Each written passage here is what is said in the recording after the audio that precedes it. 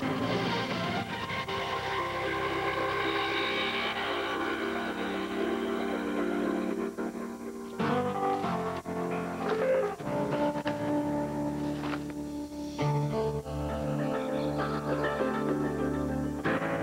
a situation comedy works, it's magical. Did you figure out how to unscramble the naked channel? Oh, did you? The timing is sharp, the lines are hilarious, and the half hour passes in a flash. But making this happen is no laughing matter. I don't think people realize the hours we put in and how hard we work to turn out these shows, because when they work and when they're at their best, it looks effortless. It looks like people have walked into their living room and are just saying very clever things, and it seems breezy and simple. Hey there, crayon apple.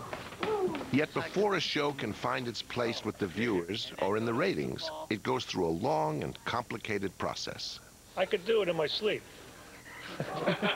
Creating a show is complicated because you really have no idea what people want to see.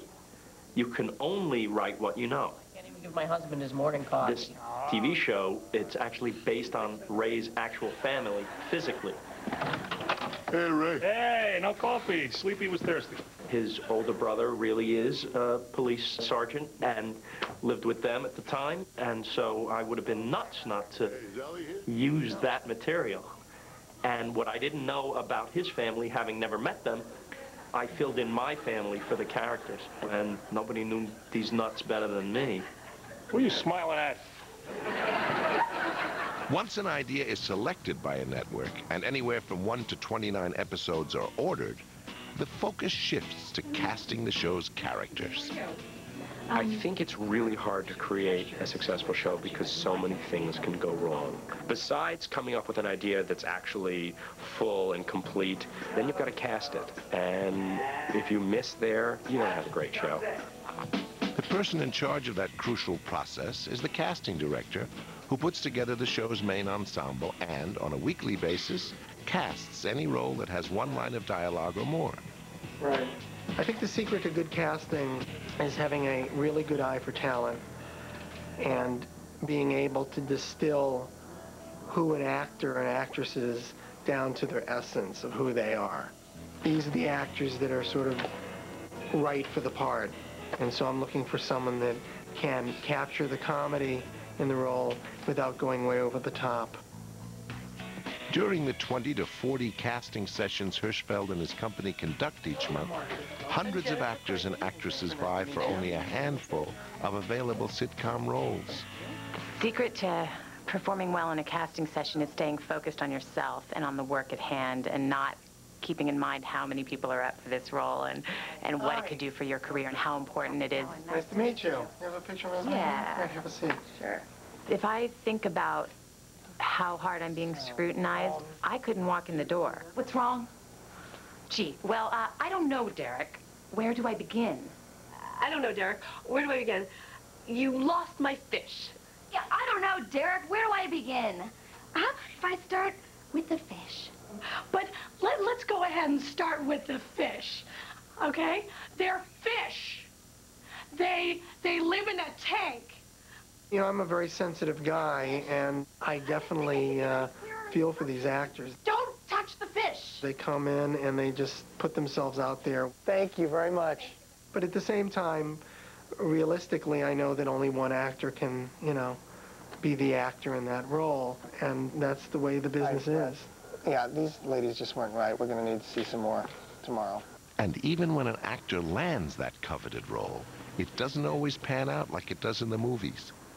I got cast to play a character in news radio. That was a pretty big break for me, and I got fired on the second day of rehearsal, yeah, because it just wasn't happening. It's all to make her laugh because you're in hot water, so if it's going well... Producers make sure an actor is perfect for the part, because once a series is underway, in the public's eye, an actor carries the majority of the responsibility for a show's success. I think the #1 misconception from the public is that the actors make it up. A large percentage of people, when they say, he's funny, they don't see that it's a collaboration. Not that the actors don't deserve credit. They are truly funny people. But it takes a lot to make that character that you love funny. There's no jokes here, really, so we can get through here. It's a really important collaboration, but the writers are where it starts, with the idea and then the execution of the idea on the page. The sitcom writer must be a skilled storyteller with enough insight and ability to mine laughs from the mundane. A good situation comedy writer has to be able to know what he's about or she's about. You have to know what's happening around you. There are some people who see things and don't know what they're looking at. And there are some people who see things and see into them, around them, behind them. Yet the audience may see right past the writer and fixate on the sitcom's flaws. People look at situation comedies and think that because they are generally so bad, they must be easy to write and they must be written by morons. And the truth is, sitcoms are so bad because they are nearly impossible things to do well. You have so many limitations. You have to contain a story into a fixed number of scenes. Keeping in mind every second or third line has to be a joke. That stories are told at all with those constraints seems to me to be amazing. Even more amazingly, stories are born in sparse, closely confined quarters. We have to be inside all day. My friend calls it a veal pen. We're not allowed out. So when the door opens and in come the menus, that's our sunshine. Kids gotta go to sleep. In the writer's room, we will come in and we'll talk about everything that happened that week or everything that happened at home that night. And before you know it, there's a story. Deborah, Sano, what are you doing? Having a cook. Shh. It just says cook, and she says shh. Each episode is carefully crafted through a collaborative process of rewriting. Everyone has a say, but nobody's work is sacred. Wish I smoked. There can be some tension in the writer's room when it's your script. So, that we don't need. I mean, you know, you're talking about my kid now. Your kid is a little fat with pimples. That's what you're saying. People can get offended. No, you need a threat from the kid. You need Alan to say, What's that eating? What? Yeah, so he's got to hide it. Yeah, exactly. It's a bunch of very vicious people from dysfunctional families a lot of times sitting around making jokes. And there's usually somebody in the room who was picked on, one of the writers who, at a lower level, who will be abused horribly. People get into writing and comedy because they're misfits, because they can't exist socially as well as other people. And then, because they're good at writing, they're then put into a position of having to be diplomats and managers and all of the things that if they were good at, they wouldn't have gone into writing in the first place.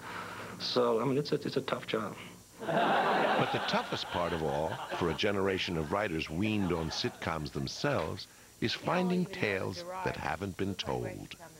Your tendency is to go towards everything you've seen in your past. You might not be conscious of it, but it's like that old Dick Van Dyke, you know, will come popping up and you're not realizing it. So you always, the hardest thing about coming up with a story is trying to find a fresh way to tell it without it being too bizarre. Writing is a joint effort that demands an incredible amount of personal sacrifice. The hardest part of being a sitcom writer is staying focused and staying funny for 14 hours a day, 6 and sometimes 7 days a week, because you can't really have an off day. Who's going to do the work? If you don't be funny at 2 o'clock in the morning, then you don't have a script the next day, which is essential. So you just find it in yourself to come up with a joke, even though you're tired. I've gotten basically coal miners' benefits, you know, when it's come to being with the family. It's never an excuse. Nobody cares if your children are sick, if they have to be driven to school. No one really is interested in that as long as you come and do your job. Though their hours are brutal, sitcom writers generally have a 3-month hiatus or break in between seasons. Writers are also extremely well paid. The average salary for a second-year writer is close to $4,000 a week. You have to live the process enough that that can sustain you. It's not all I want to do with my life, and when you're in it, it is all you do with your life.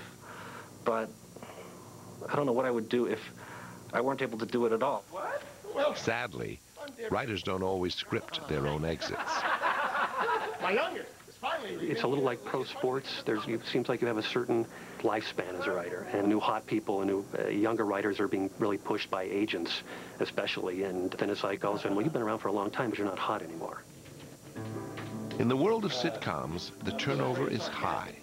A writer may work for over a dozen shows in the average 20-year career. Being a sitcom writer is a very unstable job. A woman said to me, "This is the life of a sitcom writer. I hate this job, I hate this job, I hate this job. I've got to get another job. I hope I get another job." You start over and over and over, but on the other hand, you could move right to the top. If you have a great idea and you pitch it and the network wants to make it, you could be running your own show the next year. The goal starting out is to get on a show that stays on the air and becomes a hit, because you're associated with the hit, you get a good track record and you can sign a big development deal somewhere.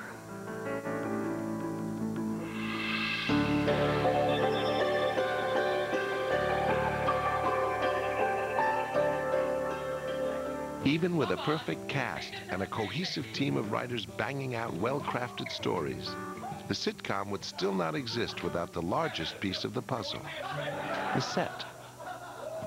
The set is always there. It's always on screen. It really is another cast member. It's always a challenge to try and make, you know, the new bedroom or the new doctor's office or the new kitchen. The ability to design effective sets takes years of experience and more than a fair share of technical secrets. All the brick is plastic, the stone is plastic, all the wood floors usually are painted. We just paint the wood grain with a broom.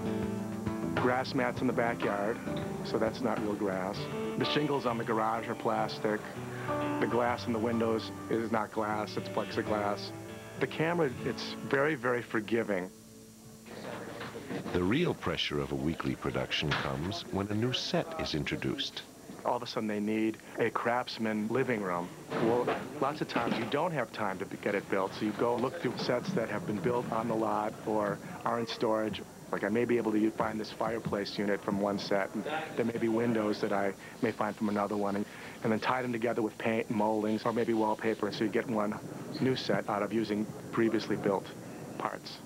I'll get the script maybe 2 days before they have to have a finished set on stage.